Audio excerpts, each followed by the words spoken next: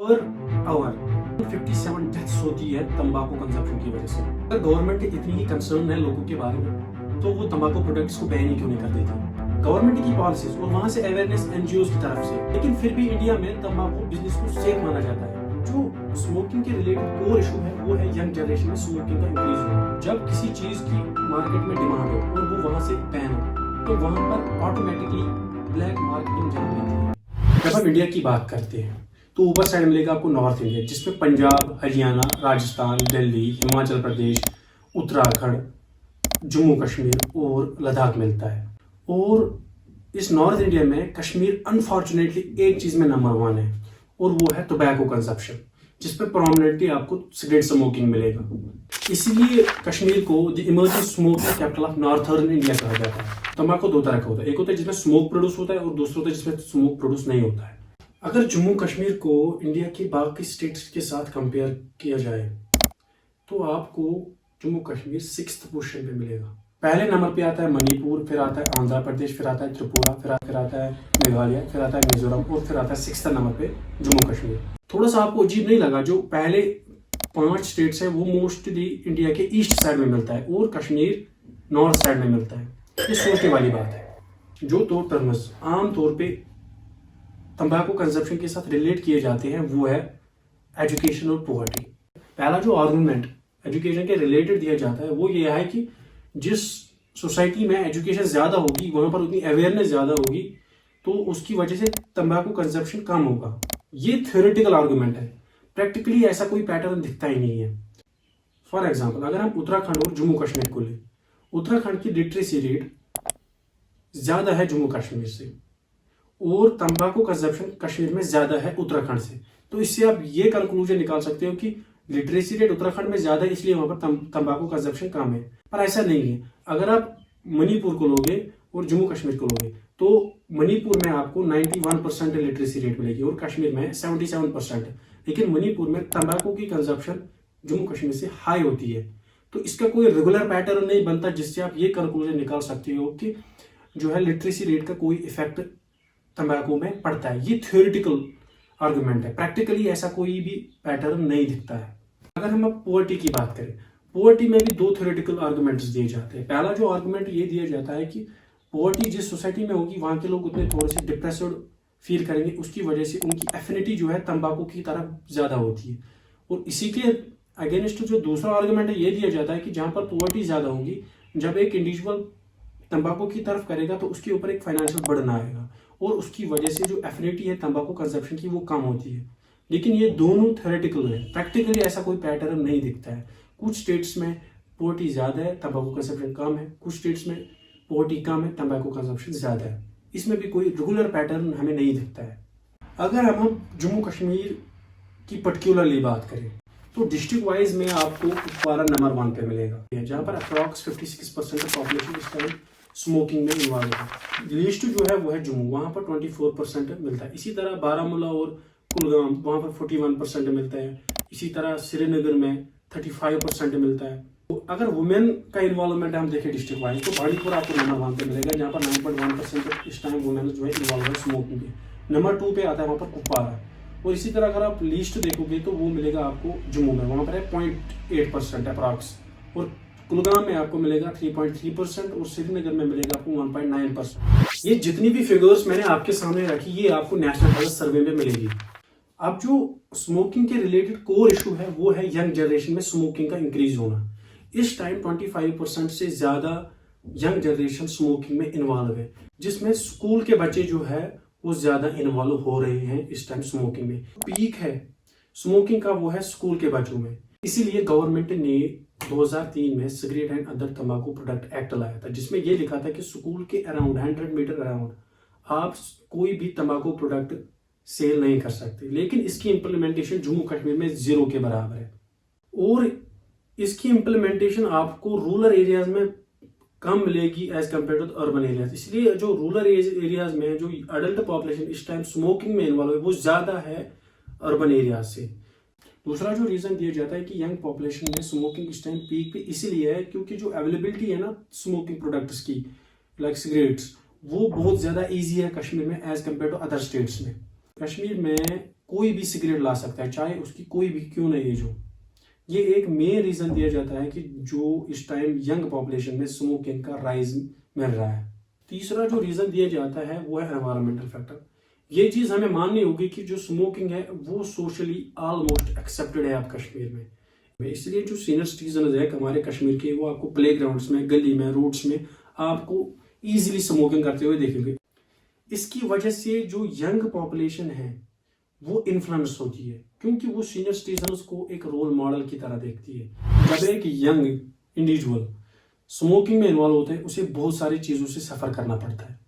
Almost जितने भी youngsters इस टाइम स्मोकिंग में इन्वॉल्व है वो सारे अनएम्प्लॉयड है। उसकी वजह से उनको फाइनेंशियल बर्डन सफ़र करना पड़ता है, जिसकी वजह से उनको फैमिलीज में बहुत ज़्यादा प्रॉब्लम होती है। दूसरा जो कश्मीर में ट्रेंड देखा गया है कि स्मोकिंग जो है ये गेटवे माना जाता है अदर हाई नार्कोटिक प्रोडक्ट्स की तरफ से। इसीलिए जो यंगस्टर स्मोकिंग में इन्वॉल्व होते हैं उसके हाई चांसेस होते हैं कि वो अदर हाई नार्कोटिक प्रोडक्ट्स को एक्सपीरियंस करें।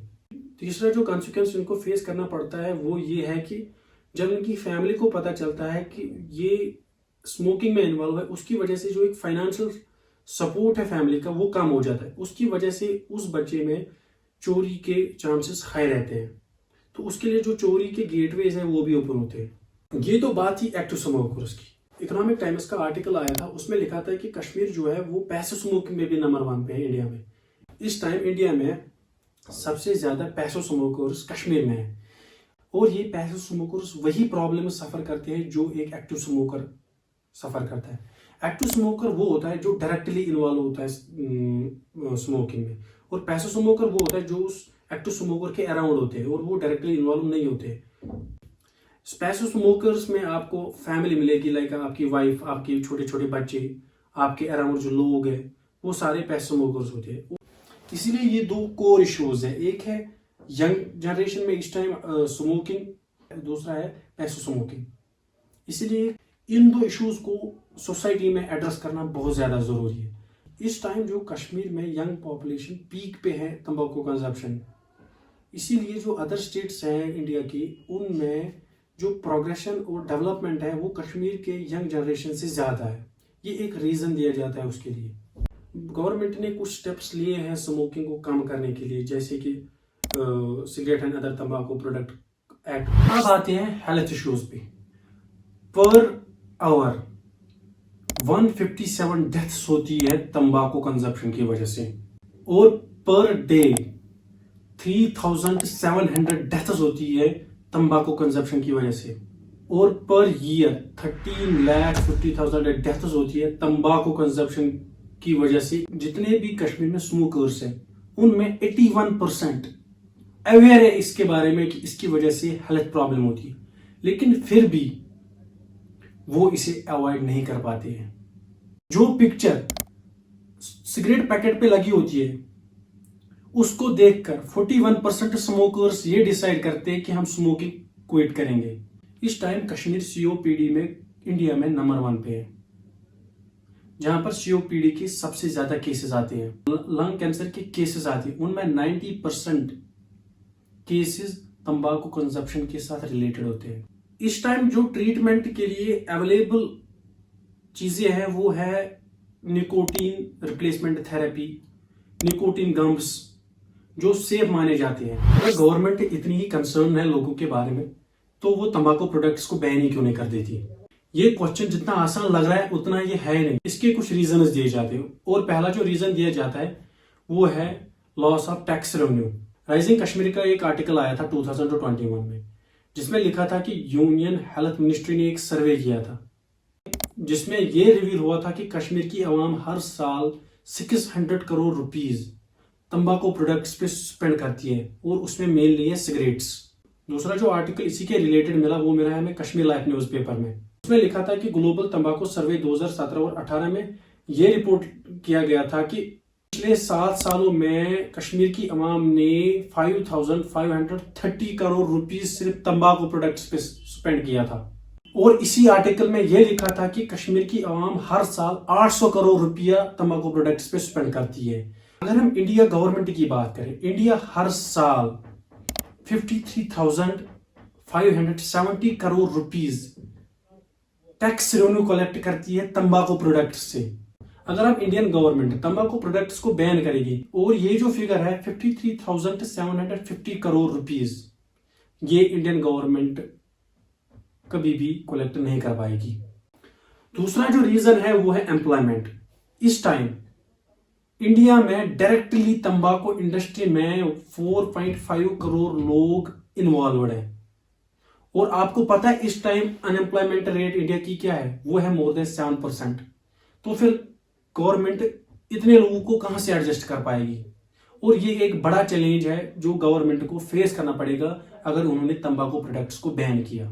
लेट अस से गवर्नमेंट ने इतना टैक्स सैक्रिफाई किया और इतने लोगों को एडजस्ट भी किया, लेकिन जो एक चीज गवर्नमेंट बर्दाश्त नहीं कर पाती है वो है ब्लैक मार्केटिंग। जब किसी चीज की मार्केट में डिमांड हो और वो वहां से बैन हो तो वहां पर ऑटोमेटिकली ब्लैक मार्केटिंग जन्म लेती है और इस ब्लैक मार्केटिंग के डेंजरस कॉन्सिक्वेंसेस होते हैं कंट्री के डेवलपमेंट पे, जिसको गवर्नमेंट कभी भी बर्दाश्त नहीं कर पाती है। पहला जो रीजन दिया जाता है वो है टैक्स का लॉस, जो गवर्नमेंट ने ऑलरेडी सैक्रिफाइस किया था लोगों के लिए, अब वही लोग उसे कंज्यूम भी कर रहे हैं। दूसरा जो रीजन ब्लैक मार्केटिंग के साथ दिया जाता है वो है रेगुलेशन। कोई भी चीज जब मार्केट में आती है तो गवर्नमेंट उसे लाइसेंस प्रोवाइड करती है, उसकी एक रेगुलेशन बॉडी होती है जो उसे रेगुलेट करती है। अब जब प्रोडक्ट ही मार्केट में बैन है तो रेगुलेशन बॉडी कहां से आएगी? तो जो आपके पास एक प्रोडक्ट का कंपोजिशन आपके पास आ रहा है तो उसकी कौन सी गारंटी है वो जेन्युइन है या जेन्युइन नहीं है? तीसरी जो चीज ब्लैक मार्केटिंग के साथ रिलेट की जाती है वो है मैनिपुलेशन। ब्लैक मार्केटिंग में हमेशा ये देखा गया है कि इसमें मैनिपुलेशन होती है, तो ब्लैक मार्केट की जो लॉबी होती है वही हमेशा डिसाइड करती है प्राइस प्रोडक्ट की मार्केट में। और ये जो तीन चीजें ब्लैक मार्केट में होती है गवर्नमेंट इसे कभी भी बर्दाश्त नहीं कर पाती है, इसीलिए ये गवर्नमेंट के लिए इम्पॉसिबल बनता है तंबाकू प्रोडक्ट्स को कंट्री में बैन करना। तंबाकू बिजनेस बहुत ज्यादा इंटरेस्टिंग है। गवर्नमेंट की पॉलिसीज और वहां से अवेयरनेस एनजीओ की तरफ से, ये दो चीजें तंबाकू प्रोडक्ट्स को हमेशा सोसाइटी में मार्केट में डिस्करेज करती है, लेकिन फिर भी इंडिया में तंबाकू बिजनेस को सेफ माना जाता है। इसके तीन रीजन है। नंबर 1 रीजन है ब्रांड लॉयल्टी। आपने खुद भी ऑब्जर्व किया होगा कि जो तंबाकू ब्रांड आप यूज कर रहे हैं ये पूरी लाइफ आपके साथ होगा। तो 90% लोग कभी भी अपने तंबाकू प्रोडक्ट का ब्रांड चेंज नहीं करते। दूसरा जो पॉइंट इसमें दिया जाता है वो है एंट्री बैरियर। जो COTPA एक्ट 2003 है उसमें ये पर्टिकुलरली लिखा गया है कि तंबाकू प्रोडक्ट्स को आप मास मीडिया में प्रमोट नहीं कर सकते, उसके एड्स आप शो नहीं कर सकते। तो इसकी वजह से जो एड्स और प्रमोशंस आपको मोटिवेट कर सकते हैं ब्रांड चेंज करने के लिए, वो इस बिजनेस में नहीं मिलता है। इसकी वजह से जो ब्रांड लॉयल्टी है उसको बूस्ट मिलता है। तीसरा जो पॉइंट तंबाकू बिजनेस के साथ दिया जाता है वो है कांस्टेंट ग्रोथ। तंबाकू प्रोडक्ट कंजप्शन ये एक एडिक्शन है और इसकी डिमांड मार्केट में हमेशा होती है और वहां से नए कस्टमर्स भी आ रहे हैं। तो ये 3 पॉइंट्स तंबाकू बिजनेस को एक कंट्री में हमेशा से बनाते हैं।